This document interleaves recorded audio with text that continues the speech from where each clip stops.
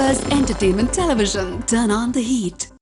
வியாசாச்சாரியராலே எழுதப்பட்டும் சுகாச்சாரியராலே உபதேசிக்கப்பட்டும் பரீட்சித் என்னும் மகாராஜனாலே கேட்கப்பட்டதுமான Repco home finance வழங்கும் ஸ்ரீமத் பாகவதம். சுவாமி, இவருக்கும் தப்பு அவருக்கும் தப்பானால் கண்டிப்பாக தப்பு நடந்திருக்கும் இல்லையா? ஒருத்தர் தானம் கொடுக்க போறச்சு ஆச்சாரியன் தடுத்தாரோ இல்லையோ? தானம் கொடுக்கறவனை தடுத்தா கண்ணு போயிடும், ஆனால் அவருக்கு போயிடுது. சரி, அவருக்கு போச்சு, கொடுத்தவனுக்கு ஏன் போச்சுன்னா ஆச்சாரியன் சொன்னதை கேட்க மாட்டேன்னானோ இல்லையோ, அவனுக்கு சொத்து படுத்துனுட்டார். அப்போ இப்படி பார்த்தா அவனுக்கு ஆபத்து, அப்படி பார்த்தா இப்படி ஆபத்து. சுவாமி, இந்த மாதிரி சொன்னீர்னா நாங்கள் எந்த பக்கம் போகிறதுனே தெரியலன்னு. இப்போ ஆச்சாரியன் சொன்னதை கேட்கணும், பெருமானுக்கு அடிபணிந்து இருக்க வேண்டும். இதை போல முதல்ல எதிர்த்து இந்திரன் சொத்தை திருடின்னு வரப்படாது. அதில் ஒழுங்காக இருந்திருந்தால் இந்த எந்த பம்புமே இல்லையோ இல்லையோ. இப்போ இன்னொருத்தனுடைய சொத்தை எடுத்துன்னு வரவே தான் ஆபத்து. தீர்த்தம் கையில் விழுந்தது, சில்லுன்னு தீர்த்தம் பட்ட உடனே பெருமான் திருமேனி சிலிர்த்தது. ஓ, நாம் வளருவோம். ஒன்மிதியில் புனருருவி ஒருகால் நிற்ப ஒருகாலும் காமரசீர் அவுணனுள்ள தென்மதியும் கடந்து அண்டமீது போகி மேலை தன்மதியின் கதிரவனும் தவிர ஓடி தாரகையின் புறந்தடவி அப்பால் மிக்கெழுந்தான் எம்பெருமான் ஆழியழ சங்கும் வில்லுமெழ திச வாழியழ தண்டும் வாழுமெழ அண்டம் மோழையழ முடி பாதமெழ அப்பன் ஊழியழ உலகங்கொண்டவாறே.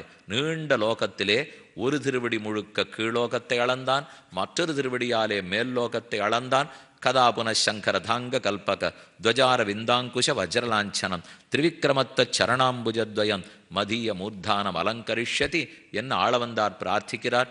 படிக்களவாக நிமிர்த்தனின் பாதவங்கயமே தலைக்கணியாய் எல்லாருடைய தலையிலையும் பெருமாள் தன் திருவடியால் தீண்டுகிறார்.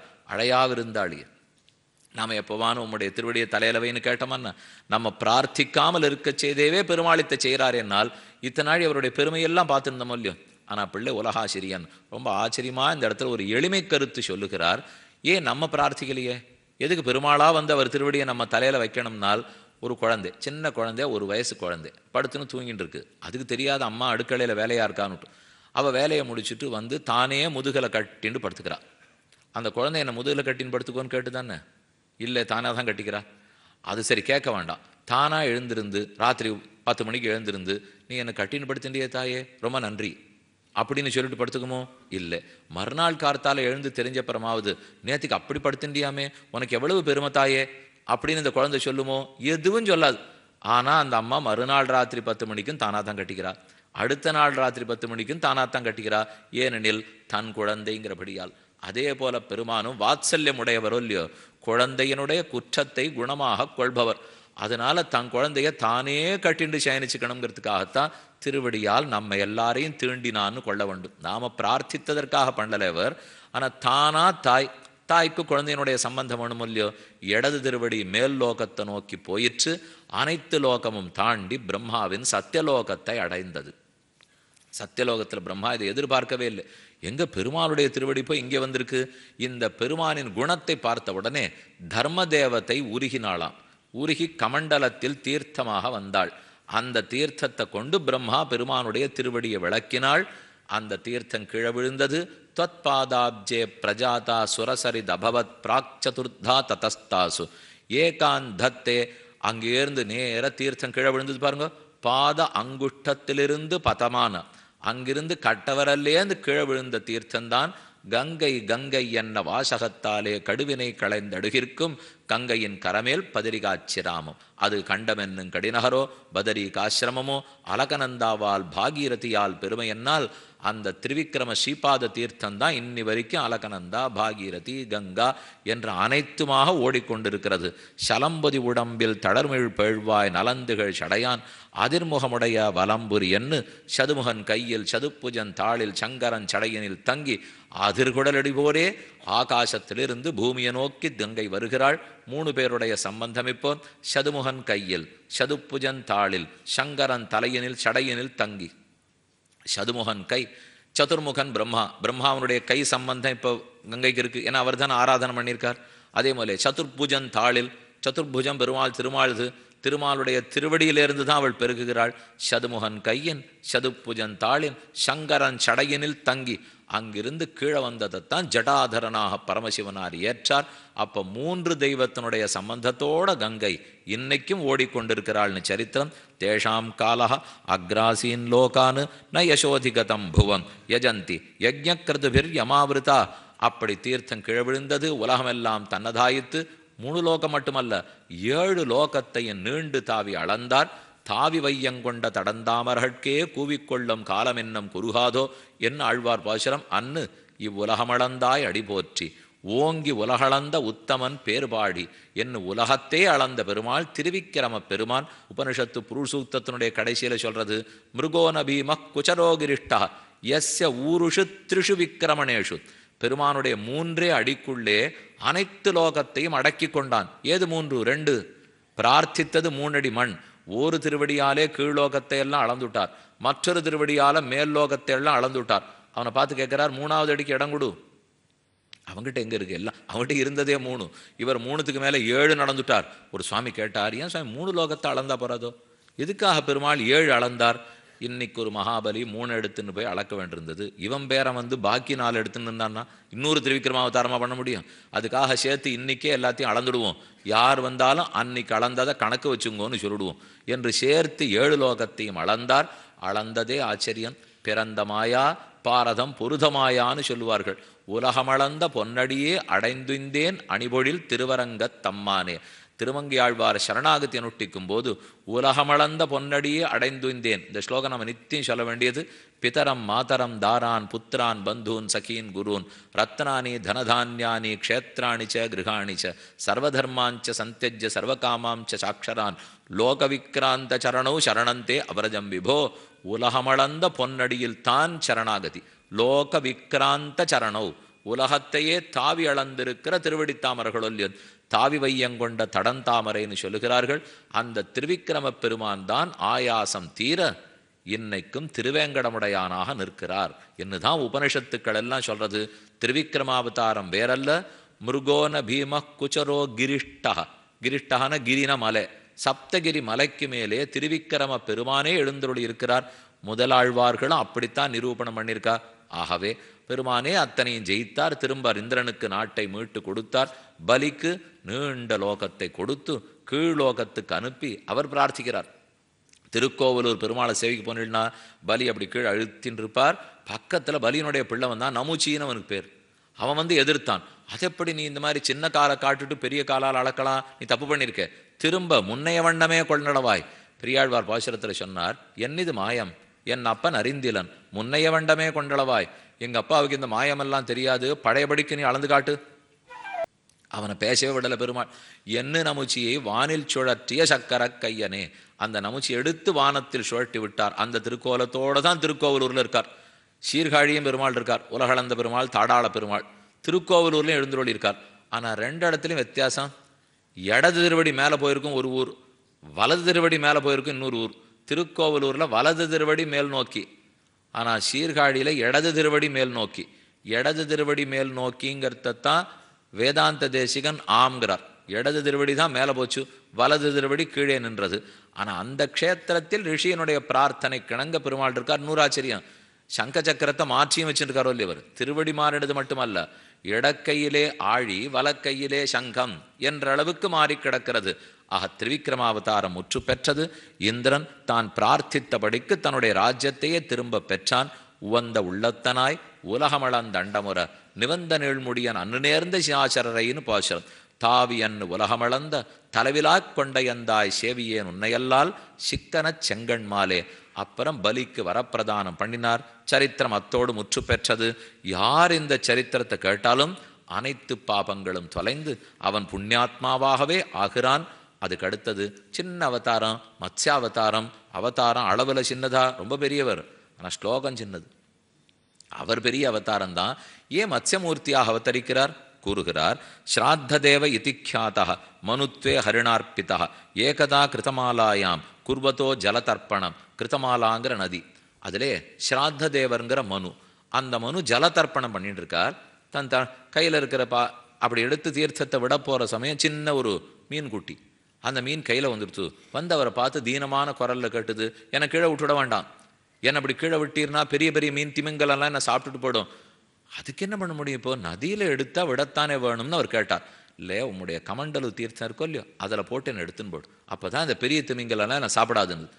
சரி, பேசுறதே மீன் அவருக்கு அப்போவே சந்தேகம். இருக்கட்டும் அப்படின்னு எடுத்து தன் கமண்டலத்தில் போட்டுட்டார். வீட்டுக்கு வந்து சேர்றதுக்குள்ள கமண்டல அளவுக்கு அது பெருசாக வளர்ந்துருச்சு.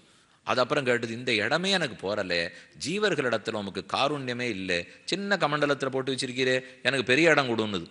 இது என்னது வீட்டுக்கு வர்ற அளவுக்குள்ள இவ்வளவு பெருசாக வளர்ந்துருக்கு. இப்போ பார்த்துட்டே இருக்கிறச்சே ஹஸ்தத்ரயம் அவர்த்ததா, இந்த 3 கையளவுக்கு, ஒரு முழமொல்லி அது 3 முழத்தளவுக்கு வளர்ந்துதான். அவர் மணிகர்ணிகையில் போட்டு பார்த்தார், அதளவுக்கு வளர்ந்துடுச்சு. அடுத்து வீட்டு கணத்தில் போட்டு பார்த்தார், அதளவுக்கு வளர்ந்துடுச்சு. பக்கத்தில் இருக்கிற நதியில் போட்டு பார்த்தார், அதளவுக்கு வளர்ந்தது. நதி அளவுக்கு வளர்ந்துட்டு மீன் கேட்கறது, இப்போ என்னை இந்த சின்ன படத்துல போட்டு சமப்படுத்துறீரே. அப்பதான் அவர் புரிஞ்சுட்டு கீழே வந்து நமஸ்கரித்தார். போரும் இந்த பரீட்சை, நீர் யாருன்னு எனக்கு சொல்லுப்போ, நீர் இந்த வேகத்தில் வளர்ந்து கொண்டு வருகிறீர். தத ஆதாய சாராஜ்ஞா க்ஷிப்தாராஜன் சரோவரே நிதேகி ரக்ஷா யோகேன ஹிரதே மாம் அவிதாசினி ஜலாசயே சம்மிதம் தம் சமுத்திரே பிராக்ஷிபன் ஜசம். சமுத்திரத்திலே கொண்டு போய் போட்டால் அதளவுக்கு பெருசா வளர்ந்துடுத்து. இதுக்கு மேலே என்னது, இதுக்கு மேலே எங்கிட்ட இடம் இல்லை. நானும் கமண்டலத்திலேருந்து சமுத்திரத்தளவு கொண்டு போட்டாச்சு, நீ நிமிஷத்துக்கு ஒரு தரம் வளர்ந்து கொண்டிருக்கிறாய். ஏவம் விமோகிதஸ்தேன வததா வல்கு பாரிதம் யோ பவான் யோஜன சதம் அன்ஹாபிவ்யானசேசர நமஸ்தே புருஷஸ்ரேஷ்ட ஸ்தித்யுத்பத்தி துத்பத்தி அவ்வயீஸ்வர. ஸ்திதிக்கும் உற்பத்திக்கும் அவ்வயத்துக்கும் ஈஸ்வரனாக இருப்பவனே நீர் யார் என்கிற உண்மை அடியேனுக்கு சொல்ல வேண்டும். பக்தானான் பிரபன்னானாம் முக்கியோ ஆத்மகதிர் விபோ. இந்த பக்தனான பிரபன்னனுக்கு சொல்லுன்னு சொல்ல கவலை வேண்டாம். இன்றிலிருந்து 7வது நாள் பெரிய கடல் வந்து பிரளயத்தால் சூழப்போகிறது. அப்போது ஒரு படகு வரும். நானும் பெரிய மத்ஸ்யமூர்த்தியாக வந்து நிற்பேன். வாசுகி பாம்பை என்னுடைய ஒத்த கொம்புக்கும் படகுக்கும் சேர்த்து கட்டும்.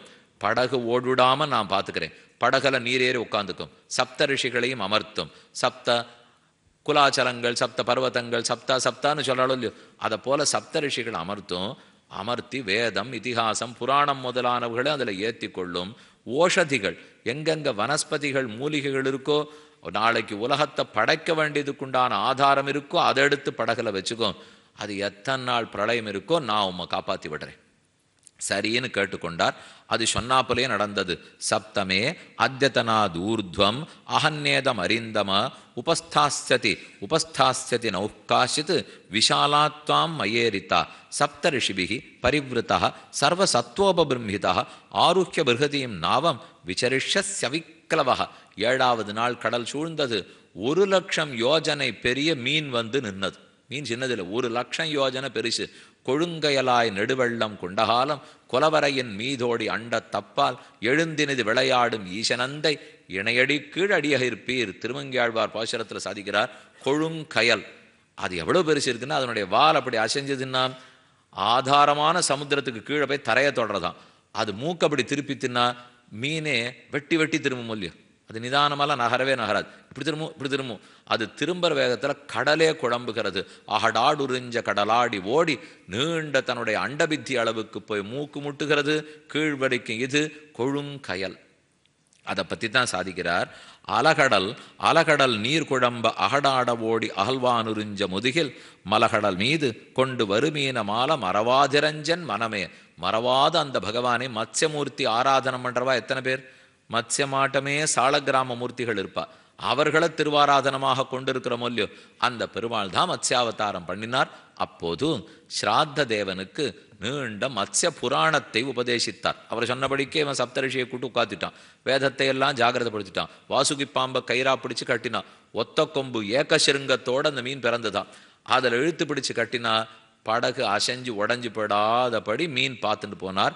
இத்தியுக்தவந்தம் நிருபதிம் பகவான் ஆதிபூருஷா மத்ஸ்யரூபி மகாம்போதவ் விஹரன் தத்துவம் அப்ரவீத் புராண சம்ஹிதாம் திவ்யம் சாங்கிய யோக கிரியாவிதம். அப்போது மாத்ஸ்ய புராணத்தை உபதேசித்தார்.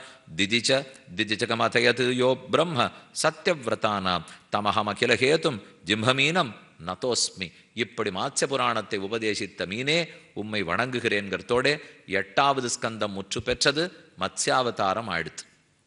அடுத்தது இப்போ 9வது ஸ்கந்தத்தில் இருக்கிறோம். சூரிய வம்சத்தை பற்றி வர்ணிக்கிறார், சந்திர வம்சத்தை பற்றி வர்ணிக்கிறார். அதில் முதல் சரித்திரம் பார்ப்போம். சூரிய வம்சத்தில் பல அரசர்கள் பிறந்து வந்தனர். அதில் ஒரு முக்கியமான அரசன் அம்பரீஷனுடைய சரித்திரம். ஏகாதசி துவாதசி மகாத்மத்தையே அம்பரீஷ மகாராஜா சரித்திரத்திலேருந்து தெரிஞ்சுக்கிறோம். சூரிய குலத்தில் முதல்ல மனு பிறந்தார், அனைவரும் அறிந்தது.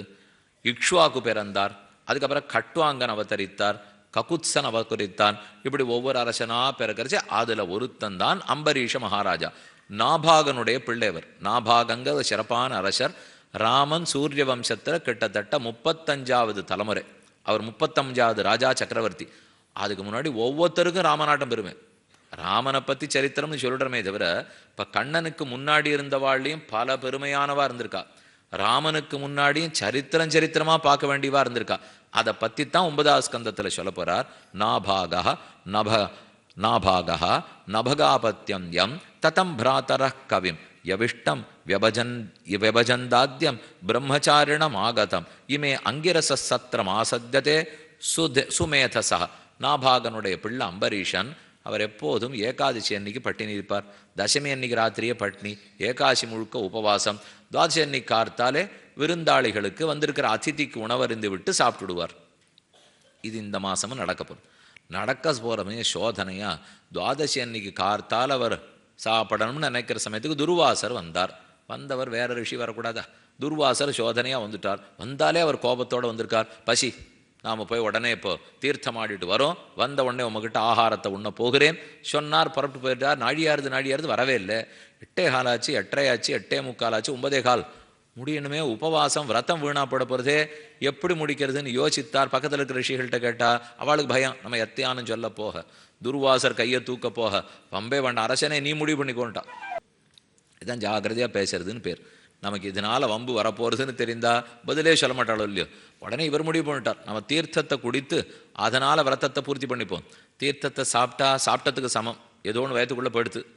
ஆனால் தீர்த்தத்தை சாப்பிட்டா உணவருந்தினத்துக்கு சமம் இல்லை, உணவருந்தினது இல்லையோ, அதனால் அவர் கோச்சிக்க முடியாது. இதை நினைத்து தீர்த்தத்தை சாப்பிட்டார். ஆனால் சோதனையாக அதுவும் தெரிஞ்சு போச்சு துர்வாசருக்கு. அது என்னமா என்ன வைத்து விட்டு தீர்த்தம் குடிப்பார், பிடி சாபம்னு கையை வசத்தினார். இவன் ஒன்று எதிர்க்கவே இல்லை. ஆனால் அம்பரீஷர் சிறந்த பக்தன் இல்லையோ, பெருமான் எப்போதும் சக்கராயுதத்தை அவருக்கு காப்புக்காக வச்சிருக்கார். அது எப்படி என் சிஷ்யனை போய் நீர் சாபம்னு கை தூக்கலாம், அவன் தப்பே பண்ணலை, நீர் நாழியாக்கியிருக்கீர், நீர் இப்படி கொடுப்பேன்னு துரத்த ஆரம்பிச்சு சக்கரம். அவர் ஓடினார். நேர பரமசிவனாருடைய கைலாசத்துக்கு போனார். பிரார்த்திக்கிறார், என்னை எப்படியாவது சக்கரத்திலேருந்து காப்பாத்து. அவர் சொல்லிட்டார், உம்ம தப்பு உம்முது, இது நீர் எப்போ அபச்சாரப்பட்டுட்டீரோ அப்போ பட்டுத்தான் தீர வேண்டும். நான் ஏதோ நமக்கு பெருமாள் ஒரு பதவி கொடுத்துருக்கார், அழிப்பு கடவுள்னு கொடுத்துருக்கார், நான் பண்ணிட்டு இருக்கேன், அதெல்லாம் நான் தப்பு பண்ணுறதாலே போய்ட்டு வரமுட்டார். அங்கேருந்து சத்தியலோகத்துக்கு போனார். அவர் சொன்னார், படைப்பு கடவுள்னு எனக்கு ஒரு பதவி இருக்குது, நான் அதை ஜாகிரதையாக பார்த்துக்கிறேன், நீ நம்மகிட்ட வர வேண்டாம். திருமாலிடத்திலேயே போய் நின்னார். அவரும் சொல்லுகிறார், எங்கிட்ட கேட்டு லாபமே கிடையாது, ஏன் தப்பு பண்ணது யாரோ அந்த பாகவத நடத்தலைன்னா நீர் போய் மன்னிப்பு கேட்கணும், எங்கிட்ட வந்தீர்னால் எப்படியும் சக்கரம் ஒன்று தானேன்னார். சக்கரம் என்னது, தப்பு என்னது இல்லையேன்னு விட்டார் அவர். தப்பு ஒம்முது தானே. எப்போ பாகவத நடத்தில் அபச்சாரப்பட்டீரோ, பகவான் இடத்துல அபச்சாரப்பட்டா அங்கேயே போய் மன்னிப்பு கேட்கணும். பாகவத நடத்தில் அபச்சாரப்பட்டா அவர்கிட்ட தான் கேட்கணும். இங்கே மட்டும் நம்ம அகங்காரம் இடம் கொடுக்காது. நம்ம என்ன செஞ்சிருவோம், ஒரு பக்த நடத்தில் அபச்சாரப்பட்டுடுவோம். ஆனால் அவர் முன்னாடி போய் நிற்கிறதுக்கு இவன் அகங்காரம் இடம் கொடுக்காது. கோவிலில் போய் உண்டியலில் காசு போட்டுட்டு மன்னிச்சிருன்னு பெருமாள்கிட்ட கேட்போம். அவர் அதுக்கு பதிலே சொல்ல மாட்டார்னு இந்த கதை தான் சாட்சி. இப்போ நன்னா அப்போ போய் கேட்டால் கூட எங்கிட்ட வராதே போ, அது பெருமாள் அப்படி சொல்லிட்டா கூட தேவையில்லை. இப்போ கிரகேஷு தாரேஷு சுதேஷு பந்துஷு திபோத்தமஸ்யந்தன வாஜிபத்திஷு அக்ஷய ரத்னாபரணா யுதாதிஷு அனந்த கோஷேஷ்வகரோத் சமந்ததம் யுக்தா சாம்பத்சரம் வீரோ ததார துவாதசி விரதம். பெருமானிடத்தில் போய் நின்னும் ஒன்றும் லாபம் இல்லைங்கிறத தெரிஞ்சுனுட்டார். கடைசியாக அவரே திரும்ப வந்து அம்பரீஷன் இடத்துல பிரார்த்திக்கிறார். அப்போ பெருமாள் சொன்னது தான் ரொம்ப ஆச்சரியம்.